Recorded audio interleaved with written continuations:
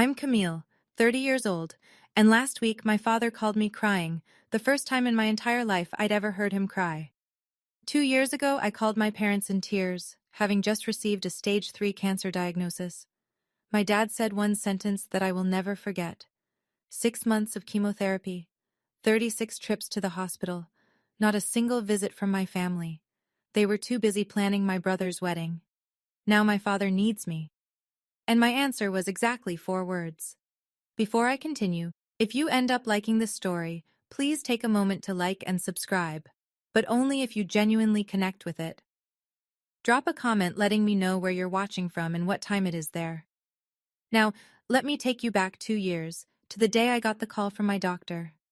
I was a senior graphic designer at a mid-sized agency in Boston, the kind of place with exposed brick walls, too many succulents, and the espresso machine that cost more than my first car. I loved my job. I was good at it. I'd clawed my way up from intern to senior designer in 5 years, no help from anyone. My apartment was a one-bedroom in Somerville, nothing fancy, but it was mine. I had a monstera plant on the windowsill that I'd kept alive for 3 years, which felt like a minor miracle. I had a routine: coffee at 6:30, gym 3 times a week, dinner with my friend Harper on Thursdays. That Wednesday started like any other. I was in the middle of a campaign for a big client, some fintech startup with a deadline that made my eye twitch. My laptop was open, Slack notifications pinging every 30 seconds, when my phone buzzed with a number I didn't recognize. I almost didn't answer. I was in the zone, the creative flow. But something made me pick up. Ms. Atwood? This is Dr. Patterson's office. We have your biopsy results. I remember the exact temperature of my coffee. Lukewarm, because I'd forgotten about it for an hour. I remember the way the afternoon light hit the glass partition of the conference room. I remember thinking, biopsy results shouldn't come with this tone of voice. The results are back, the nurse continued. Dr. Patterson would like you to come in tomorrow morning. Can you be here at 8 a.m.? My Starbucks cup sat untouched for the rest of the day. I didn't taste anything at dinner that night. I just kept thinking, they don't call you in for good news. The next morning, Dr. Patterson didn't waste time. Stage 3 breast cancer, she said, her voice gentle but clinical. The tumor is aggressive. We need to start treatment immediately. I sat in that sterile office with its framed diplomas and artificial peace lily, and I felt my body leave the chair. Like I was watching myself from somewhere near the ceiling. A woman in her 20s, still wearing the blazer she'd put on for work, hearing words that belonged in someone else's life. Ms. Atwood? Camille? I blinked. Sorry, Yes, I'm here. Do you have someone who can drive you home?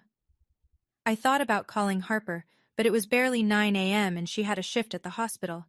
My coworkers were acquaintances, not friends.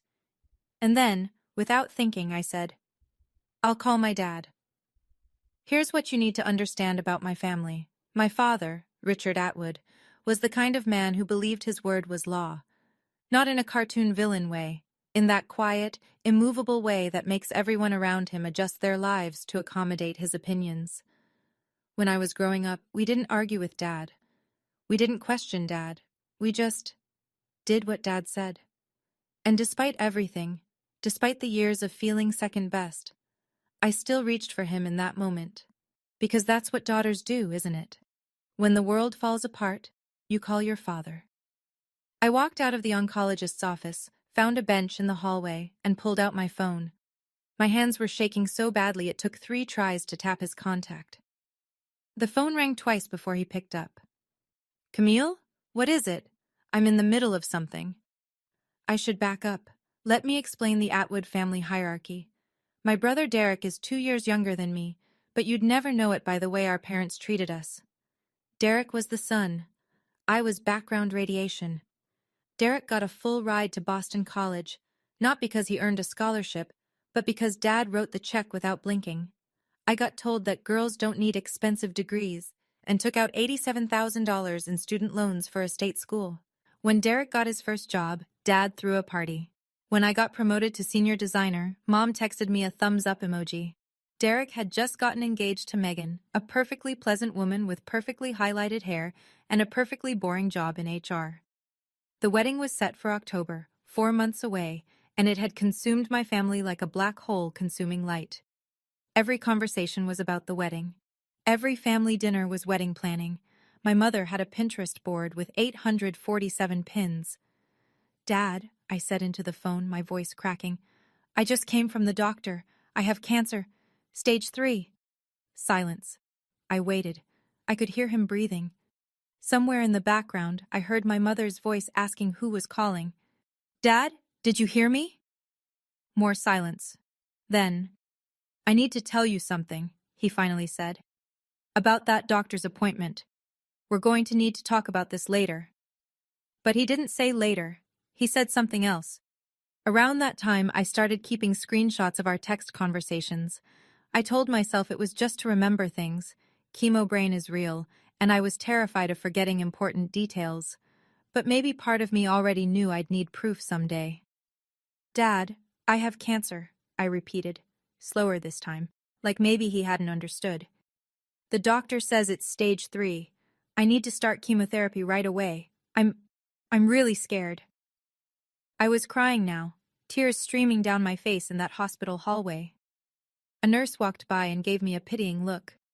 I turned toward the wall, phone pressed against my ear, waiting for my father to say the words I needed to hear. "Come home. We'll figure this out together. You're not alone." Instead, I got silence. 5 seconds, 10. Then, "Camille, listen. Your mother and we can't deal with this right now." I stopped breathing.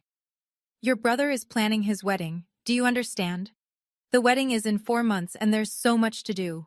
We can't take this on right now. Dad, you're a strong girl. You've always been independent. You'll figure it out." His voice hardened, the way it always did when he wanted to end a conversation. "I have to go. Derek and Megan are coming over to finalize the venue deposit." The line went dead. I sat on that bench for 45 minutes. People walked past. Doctors, nurses, patients, families.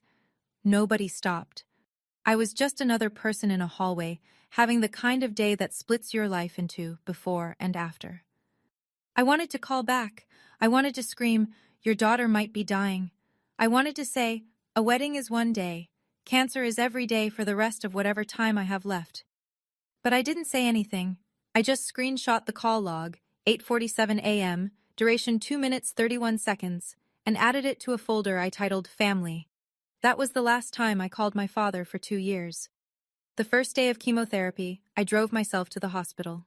The infusion center was on the 4th floor, a room full of reclining chairs arranged in a semicircle, each one equipped with an IV stand and a small television mounted on an adjustable arm. It looked like a spa designed by someone who'd only read about spas in medical journals. I checked in, signed forms, and was assigned to chair 7. The nurse, a kind woman named Rita with reading glasses on a beaded chain, accessed my port and started the drip. "First time?" she asked. I nodded. "It's okay to be nervous, honey. Most people bring someone with them." I looked around the room. She was right. Chair 3 had a woman whose husband held her hand the entire session, whispering things that made her smile even as poison dripped into her veins.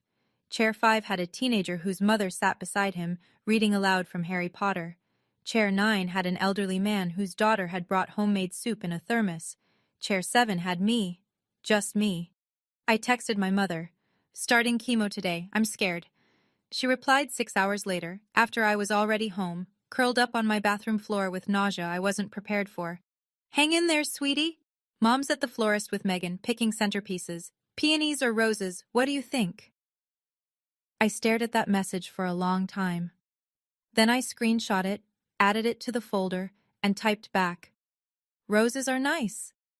I didn't tell her I'd spent the last hour dry heaving. I didn't tell her that I'd had to pull over twice on the drive home because my vision was blurring. I didn't tell her anything real. What was the point? I met Harper Sullivan during my 3rd chemo session. She was a nurse practitioner who ran a support group for cancer patients, one of those hospital programs that exists because someone wrote a grant proposal about holistic care or patient wellness outcomes. I'd ignored the flyers for 2 weeks until Harper approached me directly. "You're always alone," she said, sitting down in the empty chair next to mine. She had curly red hair pulled back in a practical ponytail, and the kind of direct eye contact that made it hard to lie. I noticed these things. I'm fine. I didn't ask if you were fine. She smiled, but it wasn't pitying. It was warm. I asked why you're always alone. Big difference. I should have brushed her off. I should have said something polite and dismissive, the way I'd learned to handle conversations I didn't want to have. But I was 3 rounds into chemo, my hair was starting to thin, and I hadn't had a real conversation with anyone in weeks. My family is busy, I said. And then, because something about Harper made honesty feel safe, with my brother's wedding. Her expression didn't change, but I saw something flicker in her eyes, recognition maybe, or anger on my behalf. When's the wedding? October. And when's your last chemo session scheduled? November. She nodded slowly.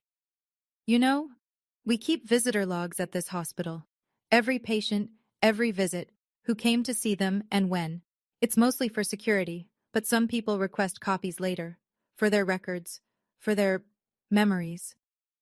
I didn't understand why she was telling me this, not then, but I filed it away.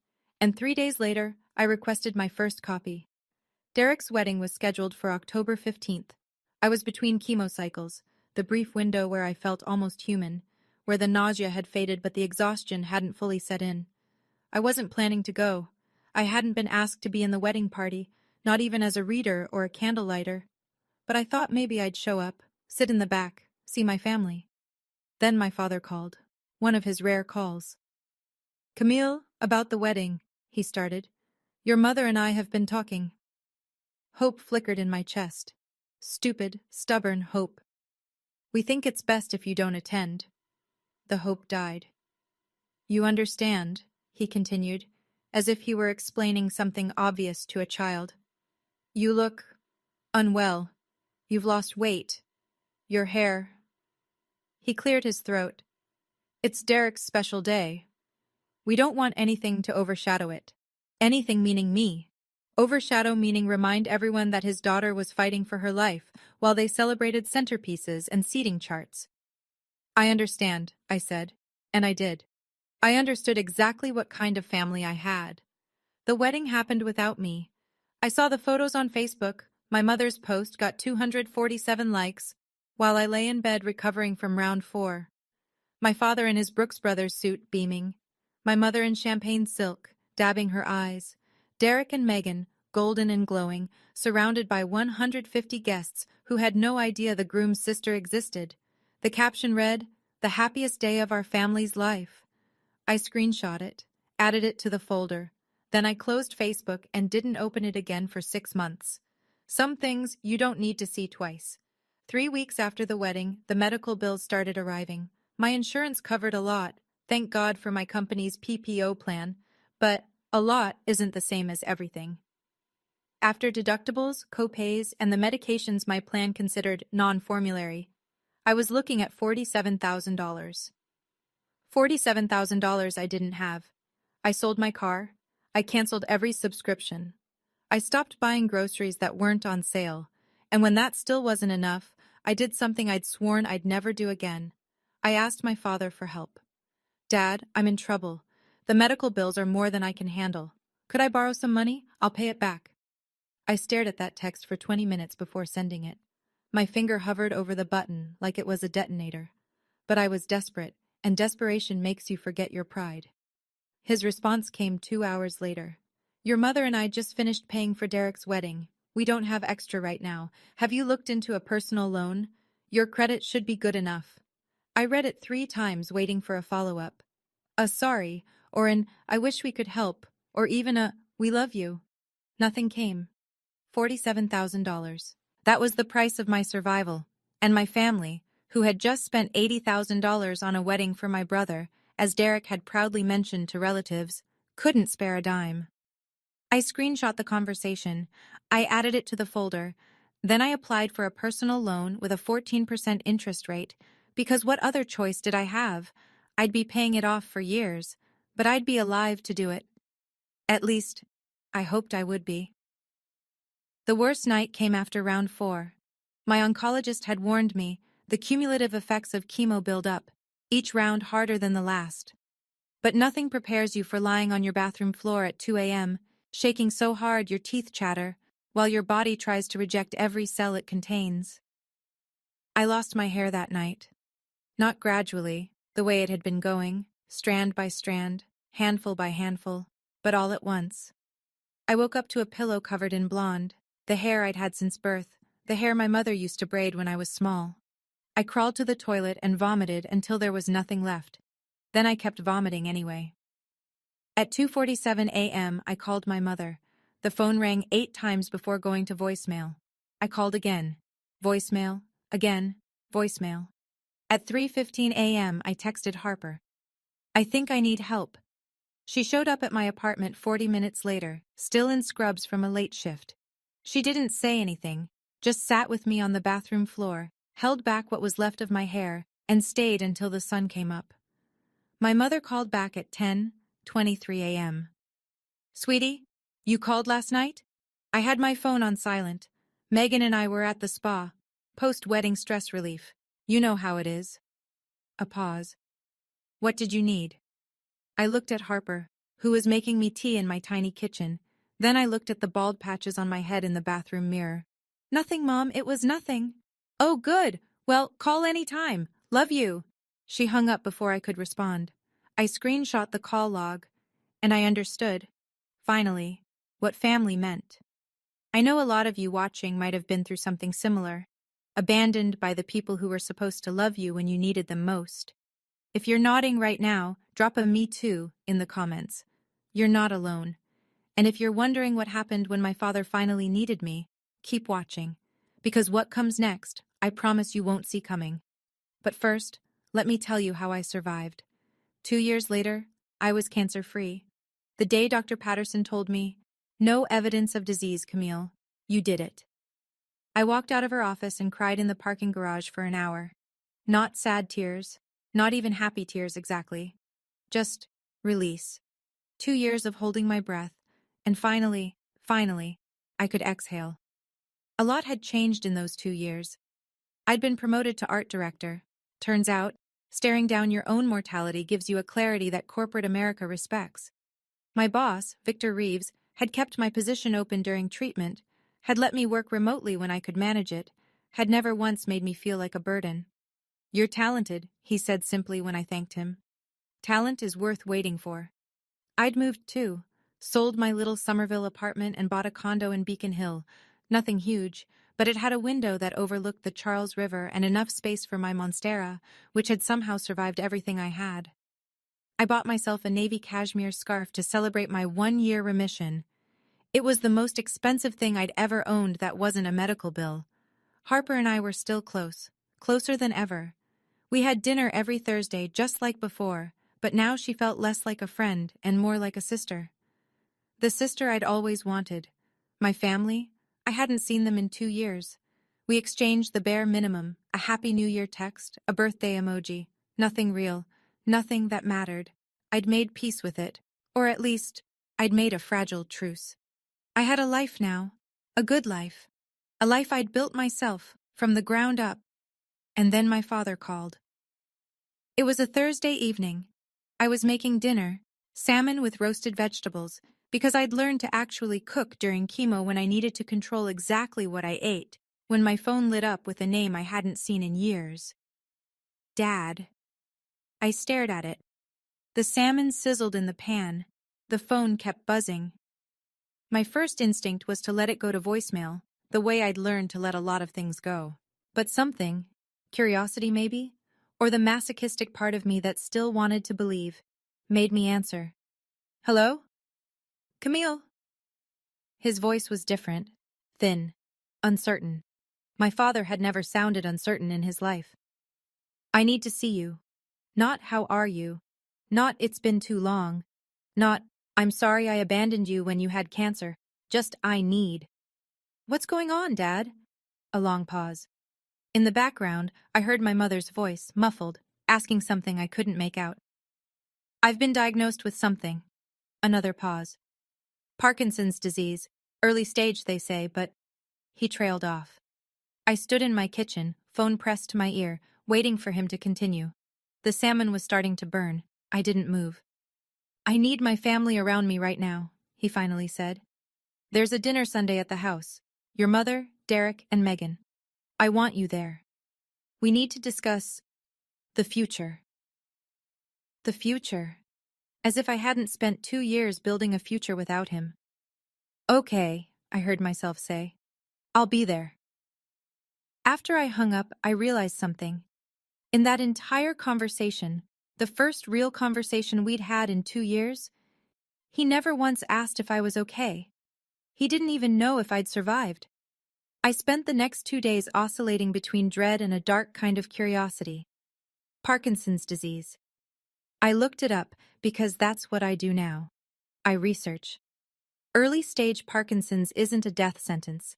It's a slow decline, a gradual loss of control. Tremors, stiffness.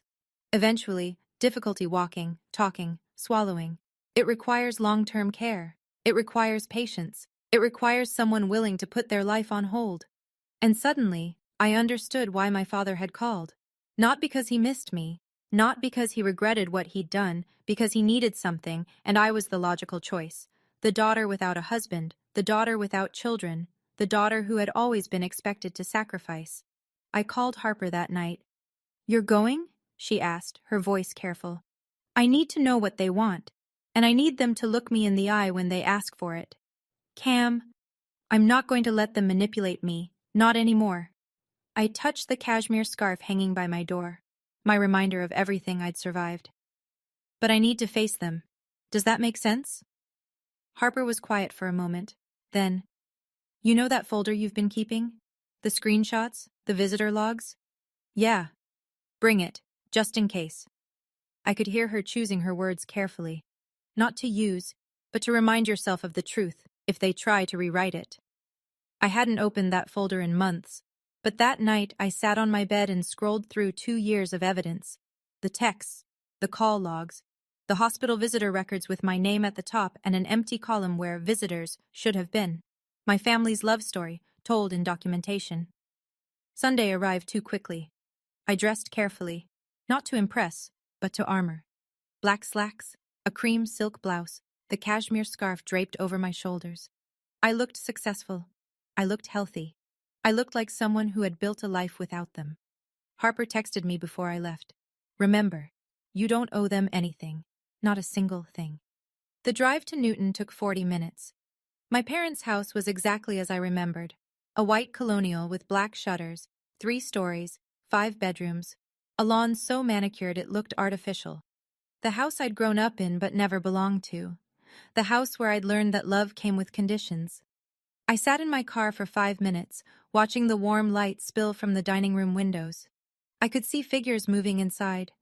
My mother, probably, setting the table with the good china, the Waterford crystal, the sterling flatware, all the props of a family that looked perfect from the outside. My phone buzzed. Harper again. You've got this. You survived cancer. You can survive dinner.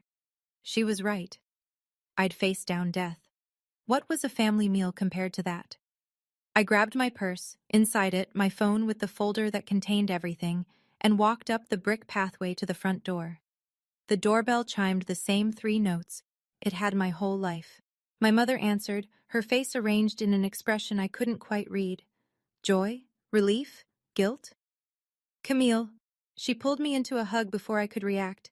She smelled like Chanel No. 5, the same perfume she'd worn to my high school graduation, to Derek's wedding, to every important moment that didn't include me.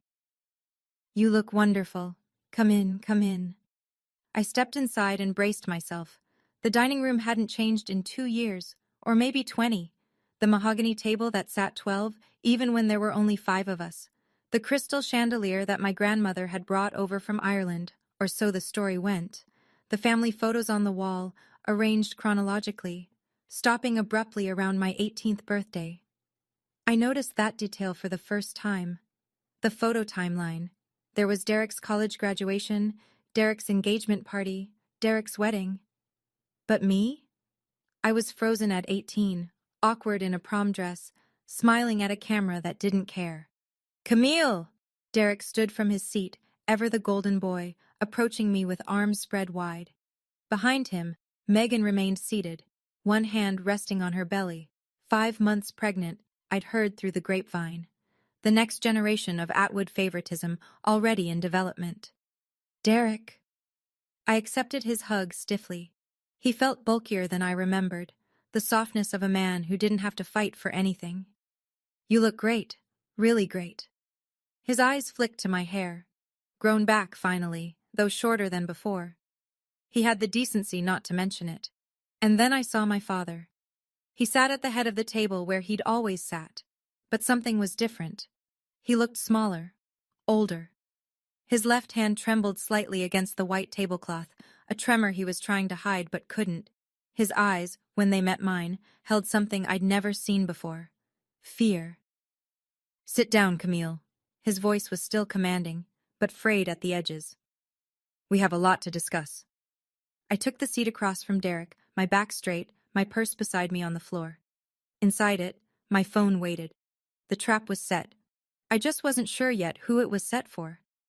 My mother served dinner, rack of lamb, roasted potatoes, green beans almondine, the same meal she made for every important family gathering. We ate in near silence, the scrape of silverware against china filling the void where conversation should have been. When the plates were cleared, my father stood, or tried to. His legs seemed to resist him, and he gripped the table edge for support before finding his footing. I'll get right to it, he said, his voice carrying the authority of a man who had spent 62 years never being questioned. You all know about my diagnosis, Parkinson's, early stage, but it's going to progress. The doctors say I'll need assistance, long term. He let that hang in the air. My mother looked at her hands. Derek shifted in his seat. Megan rubbed her belly. We've discussed it as a family. When, I thought, when was this discussed without me? And we believe the best arrangement is for someone to move back home, to help with my care. His eyes landed on me. Camille, you're the obvious choice. I felt the word obvious like a slap. Not best, not preferred, obvious. The leftover child, the one without a husband, without children, without anything important enough to prevent her from being useful. You work from home mostly, don't you? He continued. You don't have a family of your own? I've already had your old room prepared. It's time you came back and contributed to this family. Contributed. As if I'd been lounging around doing nothing while they ignored my cancer. As if the only thing I had to offer was servitude. Derek nodded, not meeting my eyes. It makes sense, Cam. I've got the baby coming, the job. You understand? I looked at my father, his trembling hand, his expectant face, and I smiled. You have a responsibility to this family, Camille. My mother's voice, soft but insistent. The voice she used when she wanted something but was too proper to demand it outright. Your father needs you. I've been working 60-hour weeks, Derek added, leaning back in his chair with the confidence of someone who's never had to justify his existence. And with the baby coming, Megan's going to need my support. I can't be in two places at once. I noticed he said Megan's going to need support. Not that he wanted to be there, just that Megan would need him. A convenient excuse. Megan herself stayed silent, her hand still on her belly, but her eyes were on me. There was something there, not sympathy exactly, but recognition, like she was watching a play she'd seen before and knew how it ended. Think about what you're asking, I said quietly. We're not asking. My father's voice hardened. We're telling you what needs to happen. You're the daughter. This is what daughters do. This is what daughters do. The words hung in the air like smoke. I felt my pulse quicken, felt the old familiar pressure to comply, to accommodate, to make myself small so everyone else could be comfortable.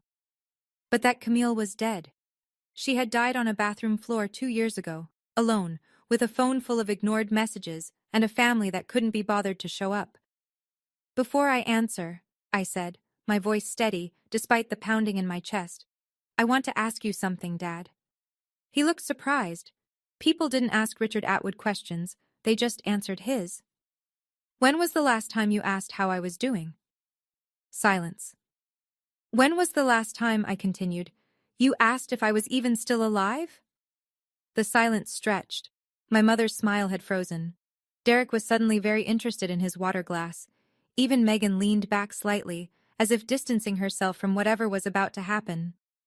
"What are you talking about?" my father asked, but his voice had lost some of its edge. "I'm asking a simple question. You say I have a responsibility to this family. But when I was sick, really sick, fighting for my life sick, where was this family?" "Camille, that's not," my mother started. "No, I want an answer." I kept my voice calm. I'd spent 2 years learning how to stay calm when everything inside me was screaming. "Dad, do you even know if I'm still in remission? Do you know what my last scan showed? Do you know anything about my health at all?" Another silence. This one sharper. "You're sitting here," I continued, "looking perfectly healthy to me. Am I wrong?" My father's face shifted. Confusion first, then the beginning of something darker. "What do you mean, perfectly healthy? You said you had cancer, Dad. I had stage 3 cancer." I let the word land. I went through 6 months of chemotherapy. I lost my hair. I lost 15 pounds. I spent $47,000 out of pocket because you told me you couldn't help. My father's mouth opened and closed. For the first time in my life, I saw him speechless. And here's the part I need you to understand. I reached for my purse, slowly, deliberately. My hands weren't shaking anymore. "I'm cancer-free now. 2 years in remission. But you didn't know that, did you? You never asked." I pulled out my phone. "You never asked because you didn't care." My father's face had gone pale. My mother was crying now. Silent tears, the kind she always cried when she wanted to look fragile without making a scene. "That's not fair," she whispered. "We were dealing with the wedding and—" "The wedding?" I nodded slowly. Derek's wedding, which was important enough to plan, important enough to pay $80,000 for. Yes, I heard you bragging to Aunt Linda, but my cancer treatment wasn't important enough to visit. Not once, not one single time. Derek shifted uncomfortably. "Cam, we didn't know it was that serious. I called Dad the day I got my diagnosis. I was crying. I told him I had stage 3 cancer." I looked directly at my father. "And you said, and I quote, 'We can't deal with this right now. Your brother is planning his wedding.'" "I didn't," my father started. "Yes, you did." I unlocked my phone, opened the folder, and placed it face up on the mahogany table. "Would you like to see the text messages where you told me you couldn't loan me money for treatment because you just paid for the wedding? Or the call log showing Mom didn't answer when I called her at 2 a.m. because I was too sick to stand? Or maybe you'd like to see my hospital visitor records?" I scrolled to the document. Lines and lines of dates, times, and one column that repeated the same word over and over. None, none, none. 36 hospital visits, I said. 36 chemotherapy sessions, 0 visitors. The room was absolutely silent. Megan's hand had dropped from her belly. She was staring at the phone, then at Derek, then at my parents.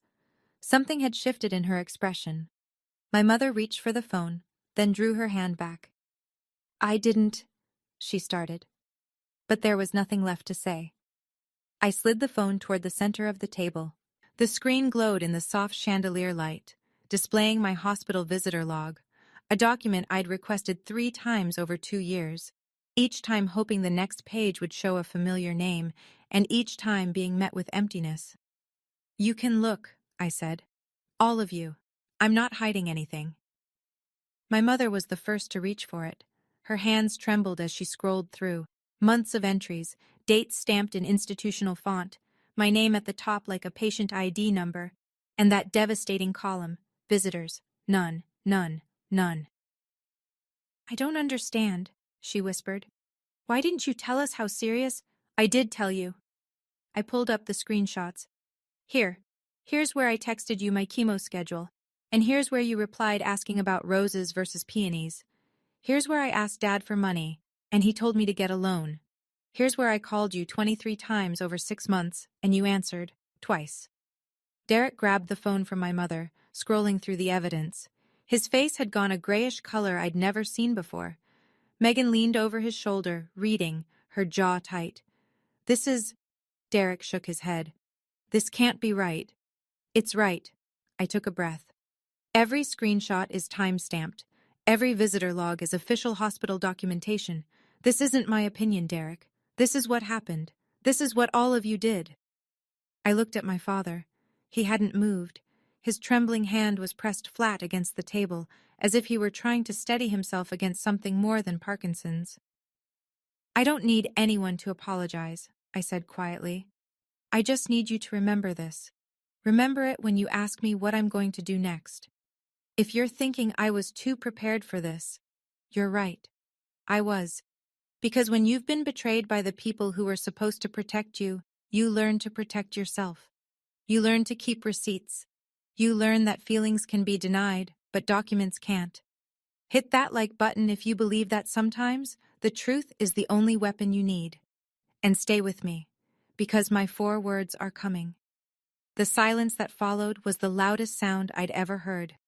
My mother was crying openly now, not the performative tears of earlier, but something rawer. Her mascara was running, leaving dark tracks down her cheeks. I didn't know, she kept saying. Camille, I didn't know. You knew, Mom. You just chose not to see. Derek was still holding my phone, scrolling back through the screenshots like he was looking for something that would prove them all innocent. He wouldn't find it. My father finally spoke. This is the past. His voice was rough, the authority cracked. What's done is done. What matters now is the present. I'm sick, Camille. I need help. We need to move forward. I almost laughed. Almost. Forward, I repeated. You want to move forward. Yes. Whatever happened then? He waved his trembling hand dismissively, as if my cancer were a minor scheduling conflict. We need to focus on what's happening now. I need a caregiver. You're my daughter. Megan cleared her throat.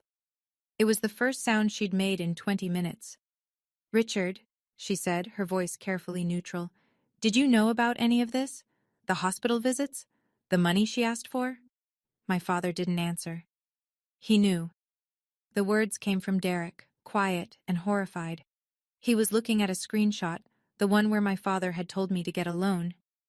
Dad, you knew. It was complicated. My father's composure finally broke. The wedding, the timing, there were considerations. Considerations. I stood up, slowly, smoothing down my blouse. There were considerations. I picked up my phone and slipped it back into my purse. My mother reached for my hand. Please, Camille, don't do this. We're family.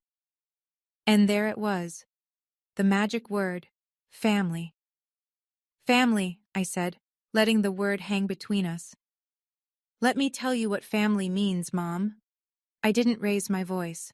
I didn't need to. Family means showing up. Family means answering the phone at 2 a.m. when someone you love is sick and scared. Family means offering to help with medical bills instead of throwing $80,000 at a party. Family means, at minimum, visiting your daughter in the hospital. Once. Just once. My mother's face crumpled.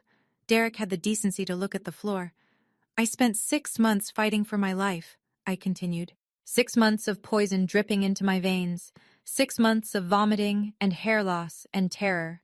And where was my family? I looked at each of them in turn. Planning seating charts, tasting wedding cakes, picking out flowers. Camille, my father tried. No. The word came out sharp enough to cut. You don't get to Camille me anymore. I am not your backup plan. I am not the consolation prize. I am not the daughter you call when you need something and ignore when you don't. I grabbed my purse, my scarf, my dignity. You have a son, I said to my father. A son you paid $80,000 for his wedding. A son you've never asked to sacrifice anything. Why don't you ask him to be your caregiver? Derek's head snapped up. I can't. I have responsibilities. So did I. I met his eyes. I had a job. I had a life. I had cancer. And I handled all of it alone because you were all too busy. I started toward the door, my heels clicking against the hardwood floors. Behind me, I heard my father's voice, broken in a way I'd never heard it before. Camille, please, I'm begging you. I stopped, turned. My father was crying. I'd never seen him cry before. Not when his mother died. Not when Derek broke his collarbone falling off a bike. Not once in 30 years. But now, Tears were streaming down his face, his trembling hand wiping at them ineffectually. "I'm sorry," he choked out. "I know I handled it wrong. But I'm scared, Camille. I'm scared of what's coming. I need you. Please, you're my daughter." For a moment, one brief, treacherous moment, I felt the old pull, the desperate need to be loved, to be wanted, to be enough. The little girl inside me who had spent her whole life trying to earn her father's approval. But that little girl had grown up. She had survived cancer alone. She had rebuilt her life from nothing. She didn't need Richard Atwood's approval anymore. "Dad," I said, my voice steady and clear, "I hear you, and I understand that you're scared. But there's something I need you to hear." I took one step closer, close enough that he could see my face clearly, close enough that there would be no misunderstanding. 2 years ago, I called you crying. I told you I had cancer. I told you I was terrified. And you know what you said to me? He didn't answer. He didn't need to. You said, "We can't deal with this right now." I let the words settle over the room like snow. "So here's my answer, Dad." I smiled, not bitter, not angry, just peaceful. "I can't deal with this right now." 4 words, the exact same words he'd said to me. My mother gasped. Derek's jaw dropped. My father stared at me, tears still falling, as the full weight of what I'd said hit him. I turned and walked out the door. I didn't run. I walked. Past the family photos that didn't include me. Past the crystal chandelier and the mahogany furniture and all the expensive props of a family that looked perfect from the outside. Past my mother, who reached for me and then dropped her hand when I didn't slow down. "Camille!" Derek called from behind me. "Camille! Wait!" I didn't wait. I opened the front door, stepped onto the brick pathway, and kept walking. The cool evening air hit my face like relief. My car was where I'd left it, still parked in the driveway, waiting. Behind me, I heard the door open again, footsteps on the pathway. My mother's voice, high and desperate. "Please don't do this. We're your family. We love you." I stopped at my car door and turned. "Mom," I said gently, "family doesn't leave you alone to die. And love isn't something you only offer when you need something in return." Her face crumpled. For a moment I felt something. Not guilt exactly, but a kind of grief. For the mother she could have been. For the relationship we might have had if things were different. "Goodbye, Mom." I got in my car, started the engine, adjusted my mirrors. In the rear view I could see them. My mother standing on the pathway crying. My father in the doorway supported by Derek. Megan behind them all, her hand on her belly, watching me go with an expression I couldn't read.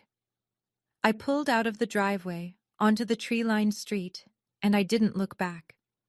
Not once. The cashmere scarf was soft against my neck. The road ahead was clear. And for the first time in 30 years, I felt like I could breathe. I was finally free. 1 week later, my mother called. I answered, not because I owed her anything, but because I was curious. And maybe, just maybe, because some habits die harder than others. "Camille," her voice was tired, older than I remembered. "I wanted you to know what's happening here." "Okay." "Derek has had to take a leave of absence from work." She paused. "Your father. His condition is progressing faster than they thought. He needs daily assistance now.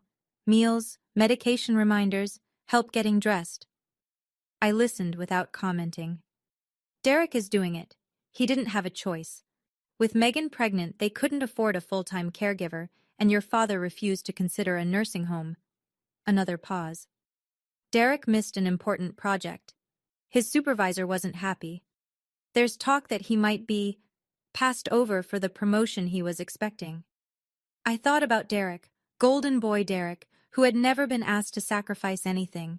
Derek, who had an $80,000 wedding paid for while I took out loans for chemo. Derek, who had sat at that table and nodded along when our father demanded I give up my life. "I'm sorry to hear that," I said. And I meant it. Not for Derek, but for the situation. For the inevitable collision between expectation and reality. Megan is stressed, my mother continued. She didn't sign up for this. They're fighting constantly. She says. She stopped herself. She says what? A long sigh. She says she's starting to understand why you left. I let that sit for a moment. Megan, the quiet observer who had watched everything from the sidelines, was starting to see. Thanks for telling me, Mom. Will you come back? To help? No, I said. But I hope Derek figures it out. I hung up. 3 weeks after the dinner, I received a text from my mother. Just one message, but it was different from anything she'd sent before. Camille, I've been thinking a lot. I owe you an apology. A real one. Not an excuse. I should have protected you when you were sick. I should have stood up to your father. I should have been there. I wasn't, and I have to live with that. I'm not asking you to forgive me. I'm not asking for anything. I just needed you to know that I see it now. I see what we did. And I'm sorry. I read it 3 times. This was new. My mother had never taken individual responsibility for anything in her life. She existed in the passive voice. Things happened, situations developed, mistakes were made. But here she was, saying, I should have. I wasn't. I'm sorry. I didn't respond right away. I sat with it for 2 days, turning it over in my mind like a stone in my hand. On the 3rd day, I wrote back, I appreciate you saying that. I'm not ready to talk yet, but I hear you. Her response came almost immediately. That's okay. Whenever you're ready, or never. Whatever you need. Whatever you need. 4 words. Completely different from the 4 words I'd been given 2 years ago. I showed the messages to Harper over dinner that Thursday. She read them carefully, then looked up at me. How do you feel? I don't know, I admitted. Maybe a little hopeful, but cautious, very cautious. That's healthy. She reached across the table and squeezed my hand. You don't owe her forgiveness, Cam, but you're allowed to accept an apology too. I know. I smiled. I'm learning. The letter arrived 2 weeks later. It was handwritten, shaky, uneven, the penmanship of a man whose hands no longer obeyed him. The envelope had my name spelled out in careful, trembling letters. Camille Atwood. I almost didn't open it. I carried it around in my purse for 3 days, taking it out occasionally and putting it back, until Harper finally said, Just read it. The anticipation is worse than whatever's inside. She was right. I opened it on a Thursday evening, sitting alone in my apartment with a glass of wine and my Monstera plant as a witness. Dear Camille, I am not good at this. At apologizing, at admitting when I was wrong. Your mother says it's pride. Maybe she's right. I failed you. Not because I didn't know better, but because I made a choice, your brother's happiness over your survival. And I will have to carry that for the rest of my life. I am not asking you to come back. I am not asking you to forgive me. I know I don't deserve either. I only wanted you to know that I see it now. I see what I did. I see the daughter I pushed away, and I see the woman she became without me. You are stronger than I ever was. I lost you, not because of Parkinson's, but because I wasn't the father you needed. I'm sorry. Those words are not enough, but they are all I have. Your father, if you still allow me that title, Richard. The handwriting wobbled across the page, each letter a small battle against the tremors that would eventually take everything from him. I folded the letter carefully and placed it in my drawer. I didn't write back, but I didn't throw it away either. Harper came over the next day. I showed her the letter, the first person I'd shown it to, the first person I trusted enough to see me process something this complicated. She read it slowly, her expression thoughtful. When she finished, she set it down on the coffee table between us. How do you feel? I don't know. I curled my feet underneath me on the couch. Sad, I think. For him. For what he's losing. For what we could have had. But not guilty? I thought about it. Really thought about it. No. Not guilty. I picked up my wine glass, turned it in my hands. I used to feel guilty for everything. For not being good enough. For not trying hard enough. For not being the daughter he wanted. But I've learned something in the last 2 years. What's that? That some people will never love you the way you need, no matter what you do. And that's not your failure, it's theirs. You can't pour yourself empty trying to fill a cup with a hole in the bottom. Harper smiled, her eyes bright. That's pretty wise. I learned it the hard way. I took a sip of wine. I'm not going to rush forgiveness. Maybe I'll get there someday. Maybe I won't. But I'm not going to force it just because he's sick, or because it would make things easier for everyone else. And if he gets worse? If he... She didn't finish the sentence. Then I'll deal with it when it happens. But I won't set myself on fire to keep someone else warm, not anymore. I looked at the letter, still sitting on the table. That's my boundary, and I'm allowed to have it. Yes, Harper agreed. You absolutely are. 6 months later, I was still cancer-free.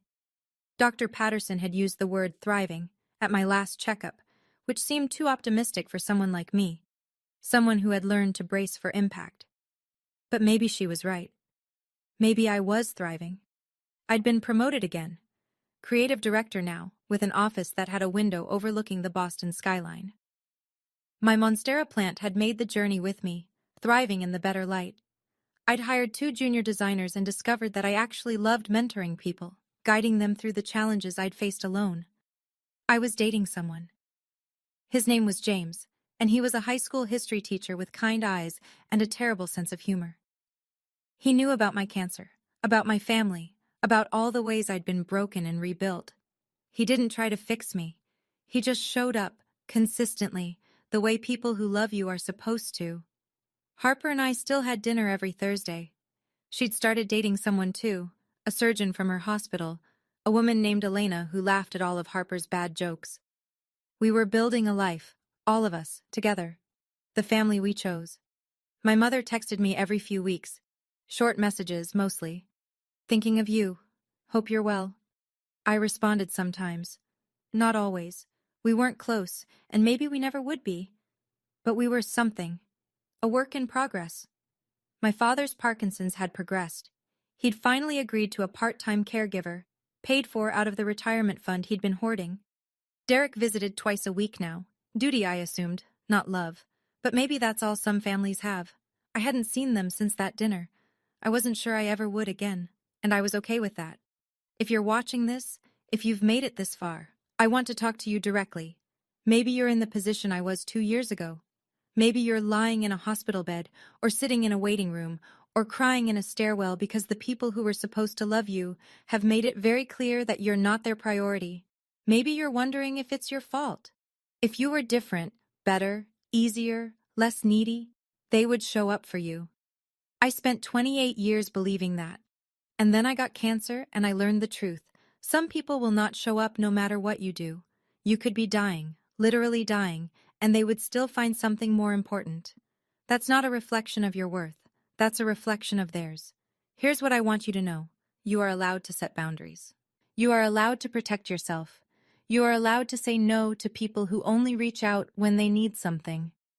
You are allowed to build a family out of the people who actually love you, even if they don't share your blood. Forgiveness is a process, not a performance.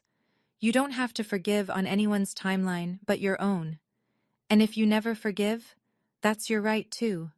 Nobody gets to tell you how to heal. Those 4 words I said to my father, I can't deal with this right now. They weren't revenge. They were a mirror. I held up his own words and let him see what they felt like.